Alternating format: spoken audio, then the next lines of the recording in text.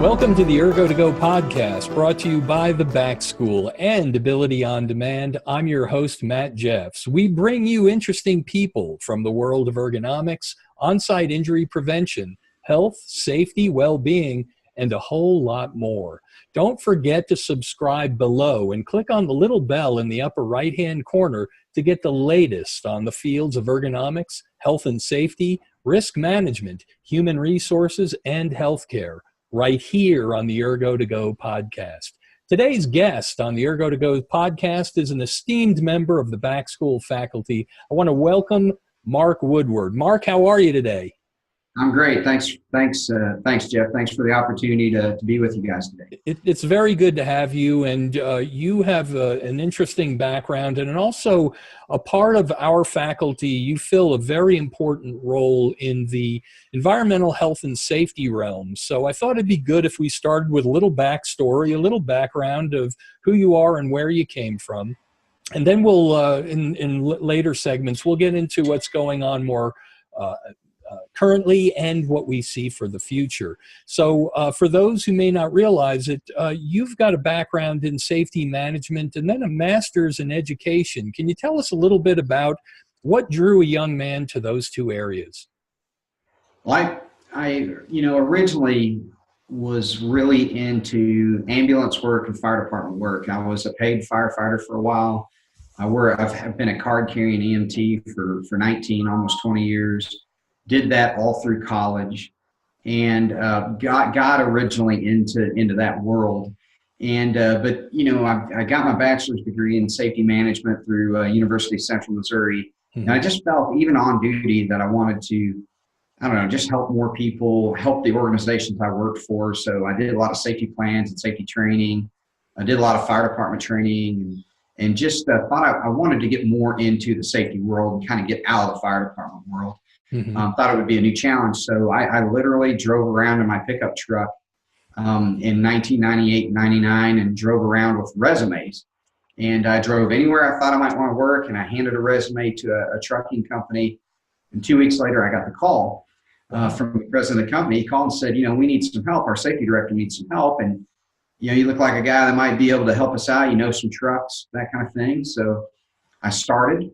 Lasted, I worked there for 3 years, and that was my first introduction into safety, HR, work comp, all of that. And it was quite a learning experience, coming out of college, kind of a rookie, if you will. And I worked for those guys for about 3 years, and then ended up moving to Columbia, Missouri, where I worked for a company called Midway USA. And they're an online retailer of anything in the world of shooting sports and hunting. So, and that was an interesting world because the retail world was transitioning to online sales. We had a big warehouse. We took in lots of phone calls, but we took in so many more online orders. And we took in lots of trucks of product per day, stored it, warehoused it, and then took it and shipped it to customers. So we were shipping thousands of orders per day. It was all online driven. And it was just a really great opportunity. I worked for them for 6 years, did all the work comp, all their compliance, all their safety. And that's when I got into training. I just did lots of safety meetings. I did lots of safety meetings with different groups, worked with lots of folks, taught ergonomics, taught safe lifting, looked at the machinery, got hooked up with all of the efficiency folks there at the business, and our efficiency engineers, and just try to really help in the streamlining process, make things easier for folks. And after 6 years there, I found a position at Missouri Employers Mutual, and I've been here ever since. So I've been at MEM almost 12 years, and trying to use my experience in the fire and EMS world, the manufacturing and trucking world, to just help more people. And my position at MEM now is training. So I do lots of safety meetings all over the place, conferences, a lot of industry group meetings, that kind of thing. So that's where the background that's where the master's in education helps. We can actually build a lot of curriculum and special training things for those groups. So that background in both the distribution and manufacturing, along with the trucking, sounds like you wound up immersed in material handling. Is that? Oh, yeah. Everything about it from one end to the other, one might say, huh? Absolutely. And that was when I worked for Midway Arms, it was really shocking how detailed they got in the logistics department. That's what they call the warehousing area. Logistics got into where products went in the building. Right. It was size, it was weight, it was how much they sold, which were the top, what products were the top sellers. Let's get those closest to the ship stations. Let's get the weights right. It was a science. And that was where I really learned a lot about ergonomics. We shouldn't be lifting heavy things down low. We shouldn't be doing all, because that equals time and money. And the more people have to do the heavy work manually, the more, the longer it takes to do the work. Well, when you're shipping thousands of boxes a day, that really adds up, and it makes us sluggish. So Yeah. it was a really great opportunity to learn how you can get your productivity and make people safer at the same time if you just put a little thought into it. So That's heavy. trucking. Oh, for sure. And in trucking, what I really enjoyed about that company is they really spared no expense with regard to driver safety issues. So if there was a piece of equipment that produced a vibration in the steering wheel, if it produced a vibration in the gear shift for the truck, they just replaced it. They wanted everything like new.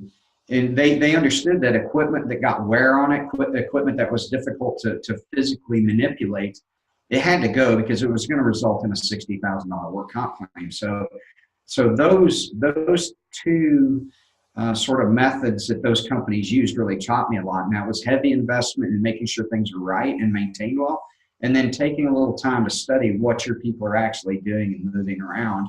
You might see some efficiencies there. So You could see where it seems cliche, but people are really the most valuable resource. And it sounds like you worked for an outfit that was committed to protecting them. oh yeah. They knew, you had to treat people right because it's just the way it was. That was always, that was just something that was a common theme. Treat them right, take care of the equipment, make it as easy as possible on folks, and you're going to get efficiencies out of that. And we did. Both companies were extremely profitable. They did really well. We were responsive to customer needs. We were responsive to ups and business upticks and things of that nature. And we had record low injury rates. We just didn't have the injuries, and that was because people got the attention they needed. If I needed to spend some more time with folks, we did. So that it just really was a pleasant experience to work for both of those companies before in the end, because I think they really set me on the right track in my career as a safety person. So. One of the things most gratifying about safety, and I came at it from the healthcare world, is the unsullied ethic of it all. I just love the ethic of our job is to keep you well. It's the catchphrase, and it really has been sullied, the term wellness. It doesn't compare to the really hardcore nuts and bolts of environmental health and safety. That's the true wellness, if I can editorialize a little. Wouldn't you agree? Yeah, safety, as you know, is a philosophy. Let's be honest, you don't have to do safety. It's called risk management. There's a lot of people in life that just, they get along and nothing really bad happens, but they're not actively trying to make, they just don't do safety. We know this. We work with companies. OSHA responds to accidents. That no safety meetings, no safety rules, no safety gear. We understand this. We understand risk. Something bad could happen to you or not. But what I thought was interesting in my career is both the trucking company and the retail warehousing group is they invested heavily in their safety program and their people. You look at the loaded wages of a safety guy, of a safety consultant anymore, that's $150,000. Right. So they're investing in that payroll to bring in an expert and just to make things better and more efficient and better for the employees. So I think that's a big deal. just like you said, it's quite an investment just to make things better for people. So I like that. So. And I do too. And I discovered it kind of the roundabout way through the healthcare. But Mark, we do this in 3 segments. So I want you to sit tight for a moment. I really appreciate the backstory. I know our audience does as well. Let's get back into, when we come back, into the more current events that you're encountering nowadays. So can you sit tight for a second? Yes, sir. All right. We will be back. You've been listening and watching the Ergo2go podcast. I'm your host, Matt Jeffs, brought to you by the Back School and Ability on Demand. We bring interesting people from the world of ergonomics, on-site injury prevention, health, safety, well-being, and a whole lot more. People like Mark Woodward. So do stay tuned and we'll be back with more. And don't forget to subscribe below and click on the little bell in the upper right-hand corner to get the latest info from the overlapping fields of ergonomics, health and safety, risk management, human resources, and healthcare right here on the Ergo2go podcast. Until next time, everybody, let's be safe, let's be smart, and let's be helpful. Let's get to work. See you next time.